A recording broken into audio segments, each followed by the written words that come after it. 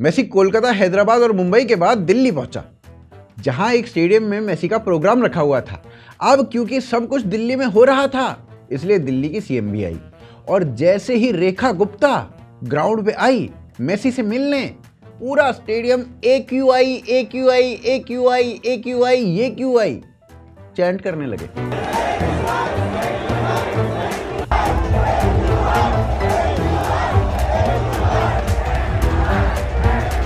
जिसे देख के भाई साहब पहले तो मेसी ही घबरा गया, कहा फिर से फुटबॉल खेलने रेवंत रेड्डी तो नहीं आने वाला।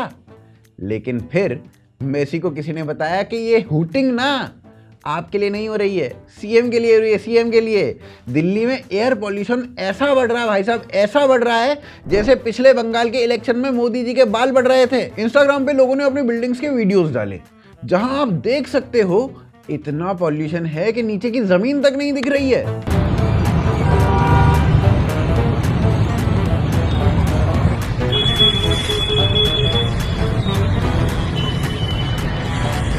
पहले आपने सुना होगा कि दिल्ली में रहना मतलब दिन में 10 सिगरेट फूकने के बराबर है।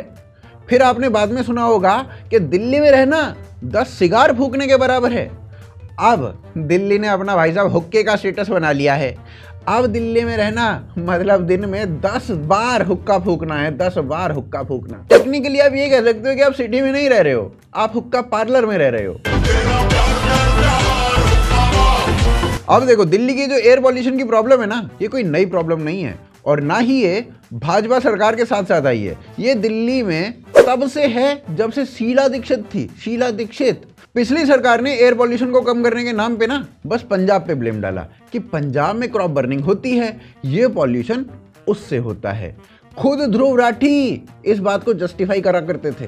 दिल्ली, एनसीआर और बाकी सारे नॉर्थ इंडिया में पोल्यूशन एक बहुत बड़ा डिजास्टर बन गया है पिछले कुछ सालों में। हालांकि इसके पीछे मेन रीजन पंजाब में वो क्रॉप बर्निंग सीजन है जो पोल्यूशन पीक कर जाता है। पर पिछली सरकार यानी केजरीवाल ने ये बोलना तब बंद कर दिया जब पंजाब में उनकी सरकार बन गई।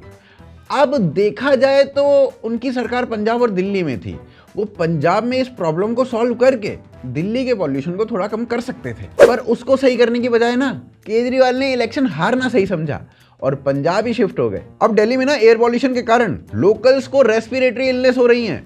2020 से 2024 तक रेस्पिरेटरी इलनेस से 2 लाख लोगों को हॉस्पिटल में एडमिट किया गया है, जबकि इसी दिल्ली को लंदन बनाने के प्रॉमिस पिछली सरकारों ने किए हैं। एक बार हम MCD जीत गए तो 1 साल के अंदर दिल्ली को इतना साफ सुथरा बना देंगे कि इसकी तुलना लंदन से होगी। दिल्ली में आज हर घर में एयर प्यूरीफायर रखना ना मजबूरी बन चुका है और एयर प्यूरीफायर को भी डेली साफ करना पड़ता है, नहीं तो एयर प्यूरीफायर खुद चोक हो जाता है भाई साहब, इतना पॉल्यूशन है।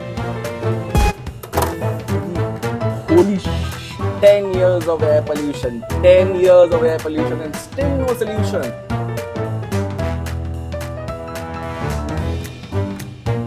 फिर एयर पॉल्यूशन का मुद्दा उठाने के लिए आए राहुल गांधी, और राहुल गांधी ने कहा कि एयर पॉल्यूशन इसलिए बढ़ रहा है क्योंकि वोट चोरी हो रही है। ये पॉल्यूशन देखिए, ये सारा का सारा इसीलिए हो रहा है क्योंकि ये वोट चोरी कर रहे हैं। भाई साहब इस आदमी का भी ना अपना अलग ही चल रहा है, किसी भी चीज को किसी भी चीज से जोड़ देता है, फिर आप समझते रहो कि मैंने तो जोड़ दिया भैया, अब तुम समझो मैंने कैसे जोड़ा है, क्यों जोड़ा है, कब जोड़ा है, कहां जोड़ा है, क्या मतलब है इसका। चलिए अब आते हैं रेखा गुप्ता के ऊपर, जो दिल्ली की करंट सीएम है। अभी दिल्ली के कुछ एरियाज में ना AQI 400 के पार जा चुका है, जिसे देखते हुए जो फॉरेन डिप्लोमेट्स हैं वो अब दिल्ली में आने से पहले डरने लगे हैं। सिंगापुर के हाई कमीशन ने एक एडवाइजरी निकाल दी है और अपने सिटीजन्स को ये कहा है कि भाई देखो, दिल्ली में तुम्हारी रहना मजबूरी होगा, लेकिन ना अपने घर से कभी बाहर निकलना सेफ नहीं है। यूके और कनाडा ने भी दिल्ली के AQI पर चिंता जताई है, और जो कहीं से भी ना गलत नहीं है।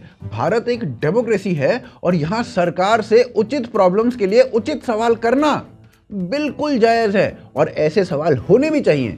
रेखा गुप्ता को सीएम बने हुए अभी 1 साल पूरा नहीं हुआ है और इतना जल्दी उनसे रिजल्ट्स की उम्मीद करना ये भी सही नहीं है। तो चाहे जल भराव हो दिल्ली का, चाहे प्रदूषण हो, पिछली सरकारों के दुष्कर्मों का प्रभाव दिल्ली की जनता भुगत रही है। लेकिन ये बात तो रेखा जी अब बोल रही हैं, इसके पहले रेखा जी पता है क्या बोला करती थी, वो सुनो जरा। कि अब आपके पास कोई बहाना भी नहीं है।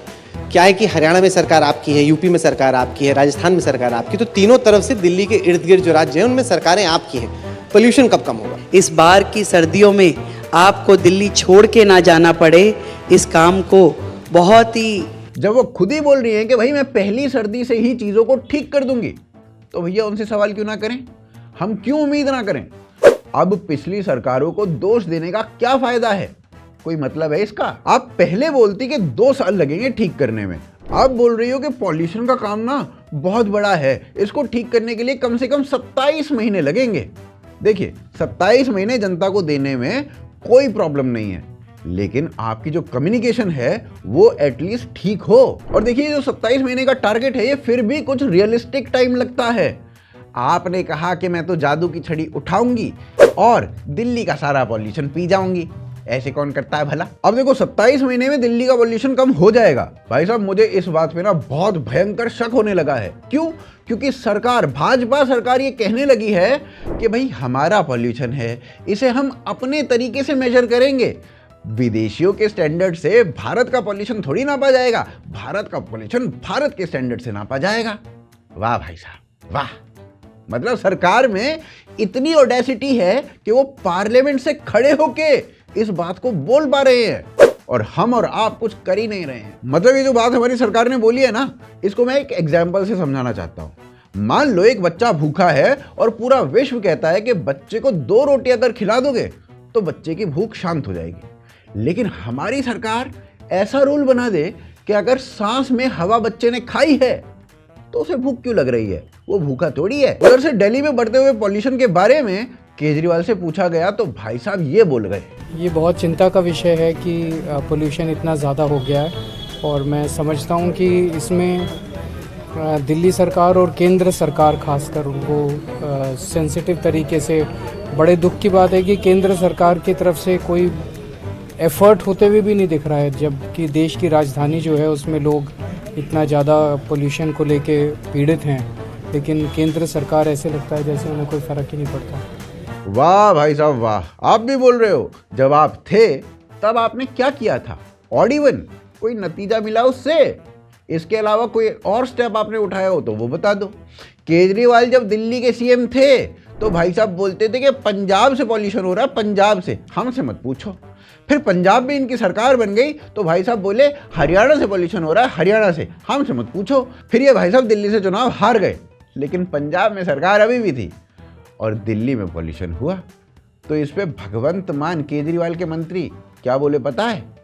पंजाब का धुआं तो दिल्ली जाता ही नहीं है और हमारा धुआं तो आता ही नहीं। हाँ, ये तो एनजीटी के जो जज साहबान थे जब रिटायरमेंट थी उनके, उन्होंने बोल दिया था कि पंजाब को तो बदनाम ही किया जाता है। अब देखो कुछ रियलिस्टिक बात करते हैं। अभी सरकार को बने हुए दिल्ली में 10 महीने हुए हैं और इतनी जल्दी तो उम्मीद नहीं ही की जा सकती थी कि कोई सॉल्यूशन निकलेगा, लेकिन फिर सरकार को और सीएम को बड़े बड़े बोल नहीं बोलने चाहिए थे कि मैं तो 10 महीने में, मैं तो पहली सर्दी में कुछ ना कुछ ऐसा कर दूंगी कि आपको दिल्ली छोड़ने नहीं पड़ेगा। और यहां मैं ऐसा बिल्कुल नहीं बोल रहा हूं कि करंट गवर्नमेंट को एयर पॉल्यूशन के इशू पे कॉल आउट नहीं करना चाहिए, पर हमें ये बात भी समझनी चाहिए कि ये जो इशू है ना, ये फरवरी 2025 से नहीं आया है, ये उसके पहले भी था और दशकों से था। हाँ, बस पहले ऐसा था कि जब केजरीवाल की गवर्नमेंट थी ना तो कोई लिबरल इतना कॉल आउट नहीं किया करता था, इसके ऊपर धरने वरने नहीं हो जाया करते थे, जंतर मंतर पे प्रोटेस्ट नहीं हो जाया करते थे। अब होते हैं और उसमें अक्षय की बूबीज भी पकड़ ली जाती हैं। रेखा गुप्ता को अभी जितना टाइम मिला है वो प्रैक्टिकली काफ़ी नहीं है ऐसे इश्यूज को रिजॉल्व करने के लिए। जितना टाइम इन्होंने मांगा है उतना टाइम देते हैं और उसके बाद इनसे बार बार भर भर के सवाल पूछते हैं। और तब तक भी ऐसा नहीं करना है कि सवाल पूछना बंद कर देना है, सवाल निरंतर पूछते रहना चाहिए ताकि इनके ऊपर प्रेशर बनता रहे। साथ साथ दिल्ली की सरकार से ही नहीं, सवाल केंद्र सरकार से भी पूछना चाहिए, यूपी, हरियाणा, पंजाब, इन सभी सरकारों से भी सवाल पूछना चाहिए, क्योंकि इसे हर स्टेट की सरकार को सीरियसली लेना चाहिए। भारत में हवा पानी क्लीन रखना या उसे मेंटेन रखना, ये ना ऐसा टॉपिक हो गया है कि इसे कभी बहुत सीरियसली लिया ही नहीं जाता, क्योंकि हमारी जो पॉलिटिक्स है वो कास्ट और रिलीजन के अराउंड रिवॉल्व करती रहती है। फिर आता है रिजर्वेशन का नंबर और उसके बाद कहीं जाके डेवलपमेंट की बात होती है, और वो भी करप्शन के साथ कॉम्बो में आती है। और जहाँ करप्शन डेवलपमेंट को खा जाती है।